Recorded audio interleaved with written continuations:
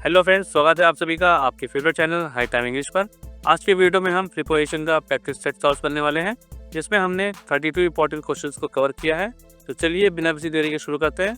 और फ्रेंड्स, आपका जो भी स्कोर हो कमेंट बॉक्स में जरूर बताएं। और इसकी पीडीएफ आपको हमारे टेलीग्राम चैनल पर मिल जाएगी।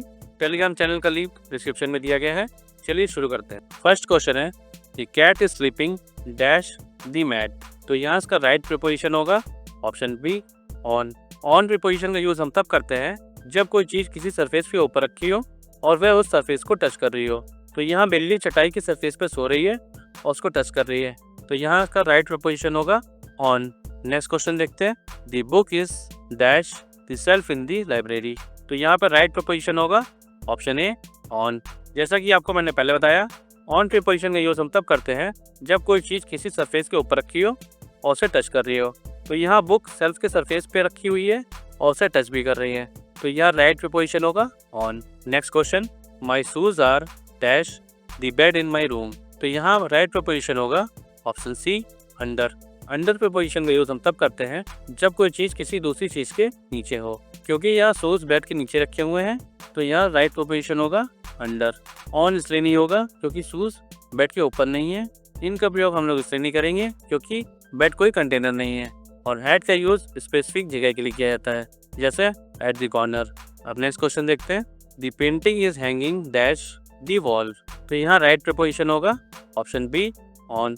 ऑन का यूज हम तब करते हैं जब कोई चीज किसी सरफेस जैसे दीवार के ऊपर चिपकी हो या लटकी हो, तब हम ऑन का यूज करते हैं। क्योंकि पेंटिंग वॉल एक सरफेस पे लटकी हुई है, तो यहाँ ऑन का यूज किया जाएगा। इनका यूज इसलिए नहीं करेंगे क्योंकि पेंटिंग वॉल के अंदर नहीं है। और अंडर का यूज हम लोग इसलिए नहीं करेंगे क्योंकि वॉल के नीचे नहीं है। और बिसाइड का यूज भी हम लोग इसलिए नहीं करेंगे क्योंकि पेंटिंग वॉल के साइड में नहीं है। क्लियर। अब नेक्स्ट क्वेश्चन देखते हैं, the keys are dash the drawer in the kitchen. यहाँ पे राइट प्रिपोजिशन होगा option B in. In preposition का यूज हम तब करते हैं जब कोई चीज किसी क्लोज कंटेनर या स्पेस के अंदर हो। क्योंकि कीज यहाँ पे ड्रॉर के अंदर है, तो इसलिए ऑन का यूज किया जाएगा।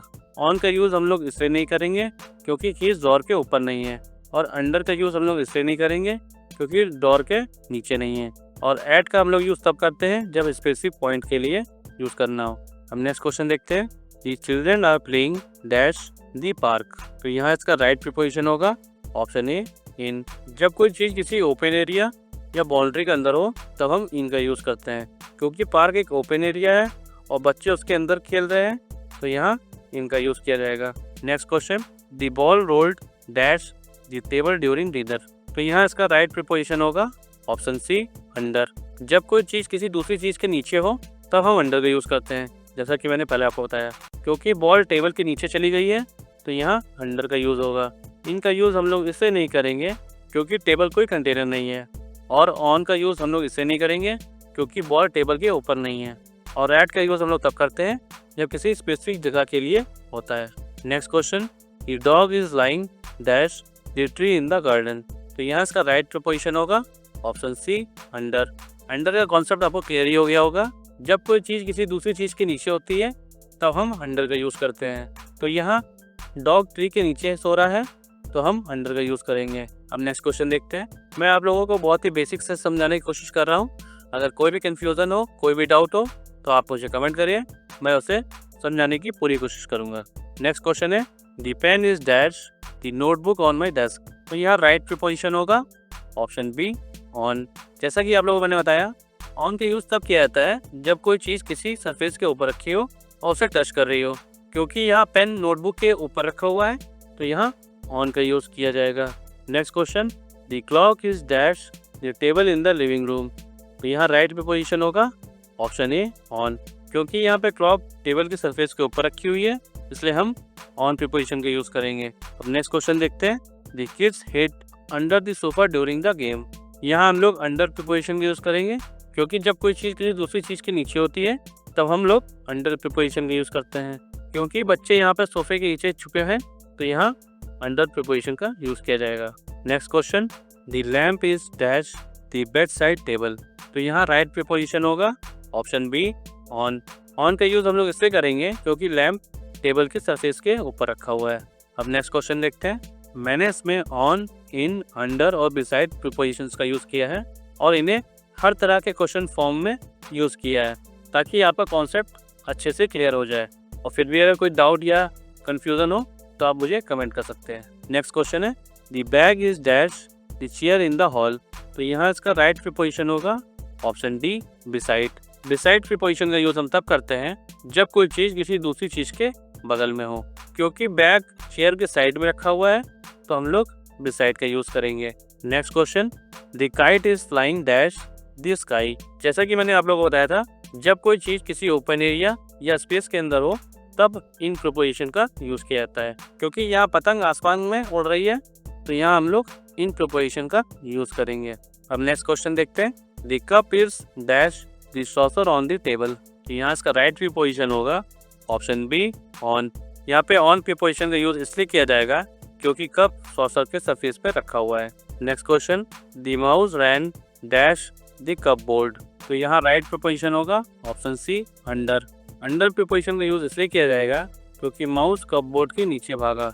हम नेक्स्ट क्वेश्चन देखते हैं the picture is dash the fire place in the room. तो यहाँ राइट प्रीपोजिशन होगा ऑप्शन ए अबव।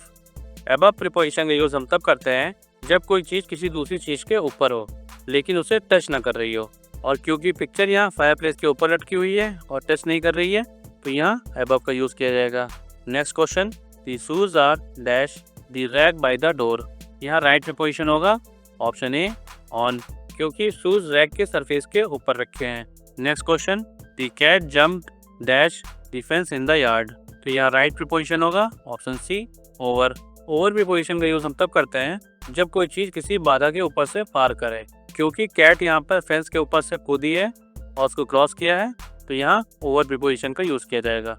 इन प्रीपोजिशन का यूज़ इसलिए नहीं करेंगे क्योंकि कैट फेंस के अंदर नहीं गई है। और ऑन का इसलिए यूज़ नहीं करेंगे क्योंकि कैट फेंस के ऊपर बैठी नहीं है। और अंडर प्रीपोजिशन का यूज़ हम इसलिए नहीं करेंगे क्योंकि कैट फेंस के नीचे नहीं गई है। Next question the letter is dash the envelope on the desk. तो यहाँ राइट प्रीपोजिशन होगा ऑप्शन ए इन। जब कोई चीज़ किसी क्लोज कंटेनर या स्पेस के अंदर होती है तो हम लोग इनका यूज़ करते हैं। क्योंकि यहाँ पे लेटर एनवेलप के अंदर है इसलिए इन प्रीपोजिशन का यूज़ किया जाएगा। Next question the car is park dash the garage. तो यहाँ इसका राइट प्रीपोजिशन होगा ऑप्शन ए इन। जब कोई चीज़ किसी क्लोज स्पेस या कंटेनर के अंदर हो तब इनका यूज़ करते हैं। और क्योंकि कार गैरेज के अंदर पार्क्ड है तो इसलिए हम लोग इन प्रीपोजिशन का यूज़ करेंगे। Next question the hat is dash the coat rack in the hall. तो यहाँ राइट आंसर होगा ऑप्शन ए ऑन। क्योंकि हेड यहाँ पर कोट रैक के सरफेस के ऊपर रखी है। Next question the ball is dash the box in the store room. यहाँ राइट प्रीपोजिशन होगा option A in. In preposition का यूज़ इसलिए किया जाएगा क्योंकि बॉल बॉक्स के अंदर है। ऑन का यूज़ हम लोग इसलिए नहीं करेंगे क्योंकि बॉल बॉक्स के ऊपर नहीं है। और अंडर का इसलिए यूज़ नहीं करेंगे क्योंकि बॉल बॉक्स के नीचे नहीं है। और बिसाइड का यूज़ हम लोग इसलिए नहीं करेंगे क्योंकि बॉल बॉक्स के साइड में नहीं है। तो राइट आंसर इसका इन होगा। Next question the dog sleep dash the rug by the fire. तो यहाँ से राइट प्रीपोजिशन होगा option B on. On preposition का यूज़ हम लोग इसलिए करेंगे क्योंकि डॉग रग के सरफेस पर सो रहा है। जैसा कि मैंने आपको बताया था, जब कोई चीज़ किसी सतह के ऊपर रखी हो और उससे टच कर रही हो तब ऑन प्रीपोजिशन का यूज़ किया जाता है। Next question the phone is dash the pillow on the bed. यहाँ इसका राइट प्रीपोजिशन होगा ऑप्शन सी अंडर। अंडर का यूज़ हम लोग इसलिए करेंगे क्योंकि फ़ोन पिलो के नीचे रखा हुआ है। और जैसा कि मैंने आपको बताया, जब कोई चीज़ किसी दूसरी चीज़ के नीचे होती है तब अंडर का यूज़ किया जाता है। Next question the flowers are dash the vase on the table. तो यहाँ इसका राइट प्रीपोजिशन होगा ऑप्शन ए इन। इनका यूज़ हम लोग इसलिए करेंगे क्योंकि फ्लावर्स वास के अंदर है। ऑन का यूज़ हम लोग इसलिए नहीं करेंगे क्योंकि फ्लावर्स वास के ऊपर नहीं है, ना ही वास के नीचे है। और बिसाइड का भी यूज़ इसलिए नहीं करेंगे क्योंकि ना ही वास के साइड में है। Next question the chair is dash the table in the kitchen. यहाँ इसका राइट प्रीपोजिशन होगा option D beside. Beside preposition का यूज़ हम तब करते हैं जब कोई चीज़ किसी दूसरी चीज़ के बगल में हो। तो यहाँ क्योंकि यहाँ चेयर टेबल के साइड में है तो हम लोग बिसाइड प्रीपोजिशन का यूज़ करेंगे। Next question the girl is first dash the branch. तो यहाँ इसका राइट प्रीपोजिशन होगा option B on. On preposition का यूज़ हम लोग इसलिए करेंगे क्योंकि बर्ड ब्रांच के सरफेस पे बैठी हुई है। और जैसे कि पहले मैंने आपको बताया, जब कोई चीज़ किसी सरफेस के ऊपर रखी हो और उसे टच कर रही हो तब ऑन का यूज़ किया जाता है। Next question the socks are dash the laundry basket. तो यहाँ इसका राइट प्रीपोजिशन होगा ऑप्शन ए इन प्रीपोजिशन का यूज इसलिए करेंगे क्योंकि सॉक्स बास्केट के अंदर है। The poster is dash the door in the room. तो यहाँ इसका राइट प्रीपोजिशन होगा ऑप्शन बी ऑन। यहाँ पे ऑन प्रीपोजिशन का यूज किया जाएगा क्योंकि पोस्टर डोर के सरफेस पे चिपका हुआ है, और जब कोई चीज किसी सतह के ऊपर चिपकी हुई है या रखी हुई है तब ऑन प्रीपोजिशन का यूज किया जाता है। Next question, the toy is dash the bed in the nursery. तो यहाँ इसका राइट प्रीपोजिशन होगा option C under. Under preposition का यूज इससे किया जाएगा क्योंकि टॉय बेड के नीचे है। जैसा कि मैंने आप लोगों को पहले बताया, जब कोई चीज किसी दूसरी चीज के नीचे होती है तब अंडर प्रीपोजिशन का यूज किया जाता है, और यहाँ टॉय बेड के नीचे है। Clear. Next question, the mirror is dash the dresser in the bedroom. यहाँ इसका राइट आंसर होगा ऑप्शन ए अबव।